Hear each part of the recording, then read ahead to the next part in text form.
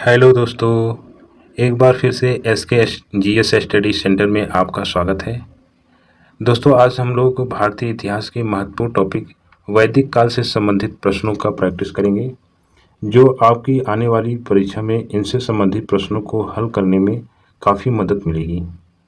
विशेषकर आने वाली यूपी पेट परीक्षा 2022 में इनसे संबंधित प्रश्नों को हल करने में आपको मदद मिलेगी।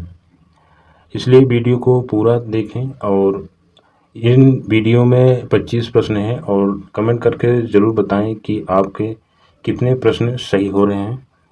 और जो लोग चैनल पर नए हों वो चैनल को सब्सक्राइब कर लें और बेल आइकन को ऑन कर लें, ताकि इसी प्रकार के इम्पोर्टेंट प्रश्नों का वीडियो आप सबको समय पर मिलती रहे। चलिए प्रश्न को शुरू करते हैं।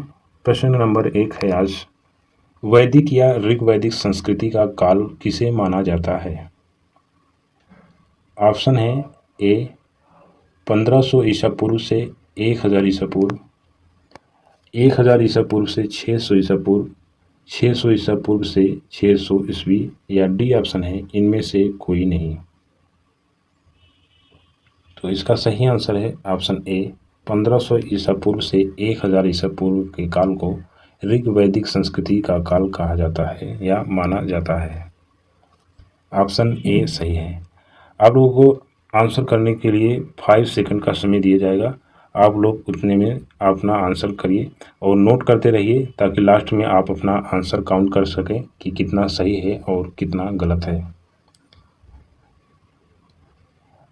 चलिए अगला प्रश्न है प्रश्न नंबर 2, उत्तर वैदिक संस्कृति काल किसे माना जाता है? उत्तर वैदिक संस्कृति का काल किसे माना जाता है? ऑप्शन है 1500 ईसा पूर्व से 1000 ईसा पूर्व, 1000 ईसा पूर्व से 600 ईसा पूर्व, 600 ईसा पूर्व से 600 ईस्वी, या डी ऑप्शन है इनमें से कोई नहीं। तो उत्तर वैदिक काल का काल जो है 1000 ईसा पूर्व से 600 ईसा पूर्व माना जाता है। ऑप्शन बी सही है।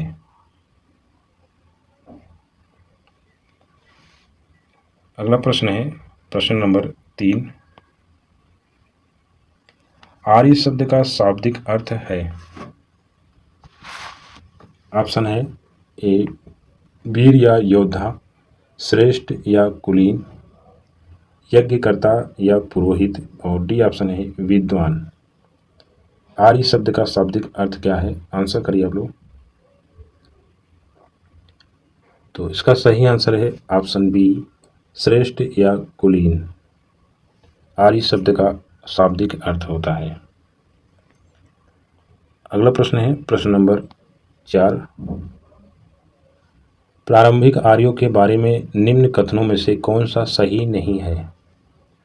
ऑप्शन है वे संस्कृत बोलने वाले थे, वे घुड़सवारी किया करते थे, वे कई झुंडों में भारत पहुंचे, और डी ऑप्शन है वे मुख्यतः नगरों में निवास करते थे। आंसर करिए आप लोग। तो इसका सही आंसर है ऑप्शन डी वे नगरों में निवास करते थे। यह जो है गलत है। वे नगरों में निवास नहीं करते थे, वे गांवों में निवास करते थे, क्योंकि जो वैदिक सभ्यता थी वह ग्रामीण सभ्यता थी। इसलिए इसका सही नहीं है, डी ऑप्शन सही नहीं है। चलिए अगला प्रश्न है प्रश्न नंबर 5, इनमें से किस फसल का ज्ञान वैदिक काल के लोगों को नहीं था? ऑप्शन है जौ, गेहूं, चावल, तंबाकू। आंसर करिए। तो सही आंसर है तंबाकू। तंबाकू का ज्ञान वैदिक काल के लोगों को नहीं था। जौ, गेहूं, चावल का ज्ञान था। अगला प्रश्न है प्रश्न नंबर 6, उत्तर वैदिक काल के वेद विरोधी और ब्राह्मण विरोधी धार्मिक अध्यापकों को किस नाम से जाना जाता था? ऑप्शन है यजमान, श्रमण, अथर्वण, और डी ऑप्शन है श्रेष्ठीन। किस नाम से जाना जाता था? तो सही आंसर है श्रमण। वेद विरोधी और ब्राह्मण विरोधी धार्मिक अध्यापकों को श्रमण कहा जाता था। ऑप्शन बी सही है। चलिए अगला प्रश्न है प्रश्न नंबर 7। वैदिक गणित का महत्वपूर्ण अंग है, क्या है? ऑप्शन है इसमें सप्तपथ ब्राह्मण, अथर्ववेद, शुल्ब सूत्र और डी ऑप्शन है छांदोग्य उपनिषद। तो इसका सही आंसर है ऑप्शन सी शुल्ब सूत्र वैदिक गणित का महत्वपूर्ण अंग है। अगला प्रश्न है प्रश्न नंबर 8।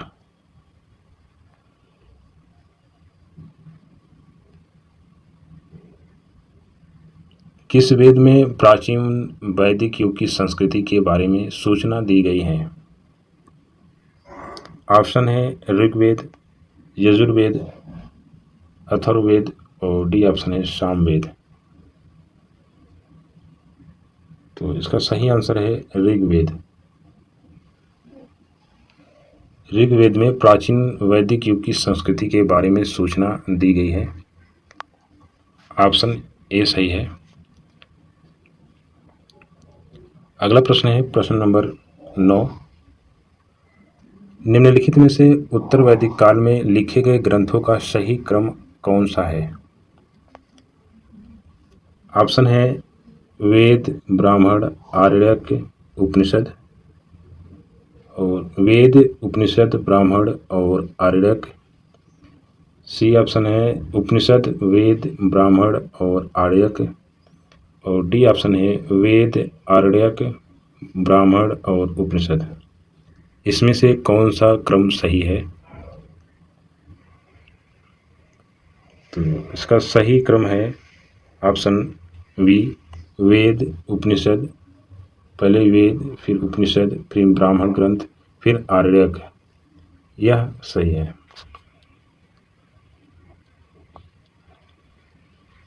चलिए अगला प्रश्न है प्रश्न नंबर 10। वेदों की संख्या कितनी है? ऑप्शन है 2, 3, 4, 5। तो वेदों की संख्या 4 है, ऋग्वेद, यजुर्वेद, सामवेद, अथर्ववेद। अगला प्रश्न है प्रश्न नंबर 11। कौन से तीन वेद संयुक्त रूप से त्रयी या वेद त्रयी कहलाते हैं? इंपॉर्टेंट प्रश्न है, परीक्षा में कई बार पूछा जा चुका है। वेद त्रयी कौन कौन से हैं? तो इसमें ऑप्शन है ऋग्वेद, यजुर्वेद, सामवेद और बी ऑप्शन है ऋग्वेद, यजुर्वेद, अथर्ववेद और ऋग्वेद, सामवेद और अथर्ववेद। डी ऑप्शन है यजुर्वेद, सामवेद, अथर्ववेद।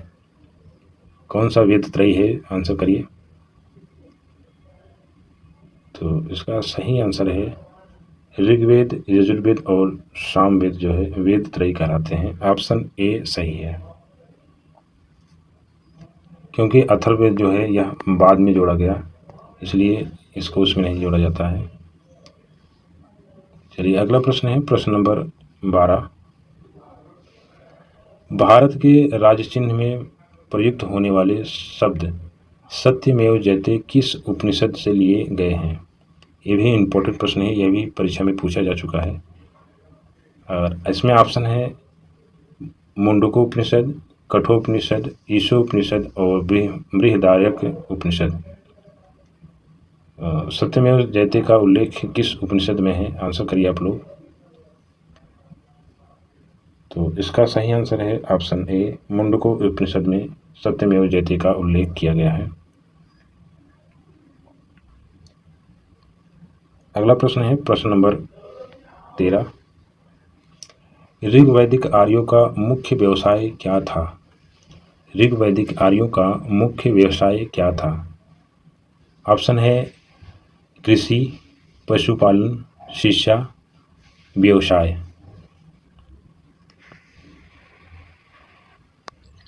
तो इसका सही आंसर है ऑप्शन बी पशुपालन।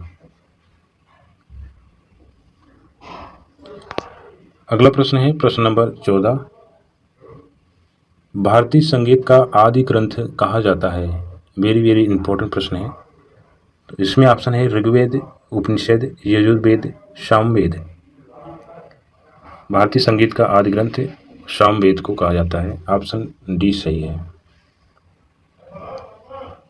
चलिए अगला प्रश्न है प्रश्न नंबर 15। प्रथम विधि निर्माता कौन है? ऑप्शन है इसमें मनु, चाणक्य, चंद्रगुप्त, सेल्यूकस। तो इसका सही ऑप्शन है मनु।